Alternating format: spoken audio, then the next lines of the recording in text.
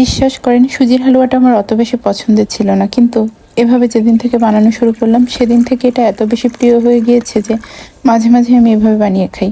আর এটা বানাতে আগে থেকে ঘন করে জাল করে রাখা দুধের মধ্যে পরিমাণ মতো সুজি দিয়ে আধা ঘন্টার মতো ভিজিয়ে রেখে দিয়েছিলাম। তারপর এর মধ্যে একটা ডিম, সাদা তেল, দারুচিনি, এলাচ, একটু ঘি, চাইলে আপনারা চিনিটাও আগে দিতে পারেন, দিয়ে ভালো মতো মিশিয়ে নিচ্ছি। আমি আরেকটু ভালো টেস্টের জন্য এর মধ্যে একটু লবণও ব্যবহার করি। অনেকে আছেন যে মিষ্টি খাবারে লবণ পছন্দ করেন না, তারা স্কিপ করতে পারেন। তো এটাকে ভালো মতো মিশিয়ে নিয়ে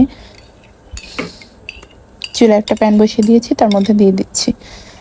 আর এটাকে আরও ভালো মতো মিশিয়ে এর মধ্যে 1 কাপের মতো পানি যোগ করে দিলাম। এবার অনবরত এটাকে নাড়তে হবে এবং চুলার তাপটা মিডিয়াম হিটে রাখতে হবে, যাতে সবগুলো উপকরণ ভালো মতো মিশে যায়।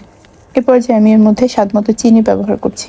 চাইলে আপনারা আগে থেকেই চিনিটা মিশিয়ে নিতে পারেন, আর যে যেরকম মিষ্টি খেতে পছন্দ করেন সেই অনুযায়ী চিনিটা দিবেন। চুলা থেকে নামিয়ে নেওয়ার কিছু সময় আগে আমি এর মধ্যে যোগ করছি গোলাপ জল, গুঁড়া দুধ। এটাকে ভালো মতো মিশিয়ে নিতে হবে। এরপর এর মধ্যে যোগ করছি সামান্য একটু ঘি।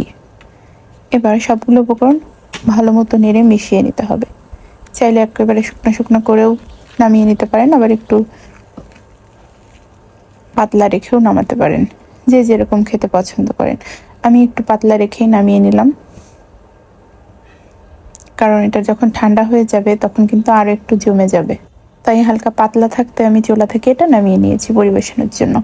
এখন উপর দিয়ে একটু বাদাম, কিশমিশ আপনার পছন্দ অনুযায়ী ছড়িয়ে দিয়ে পরিবেশন করতে পারেন। বিশ্বাস করেন, এটা খেতে এত বেশি মজা হয়, আর সবগুলো পুষ্টিকর উপাদান এর মধ্যে রয়েছে। আমার কাছে তো এটা খেতে দারুণ লাগে। চাইলে আপনার বাসায় একবার হলে ট্রাই করে দেখতে পারেন। আশা করছি নিরাশ হবেন না, খুবই ভালো লাগবে খেতে।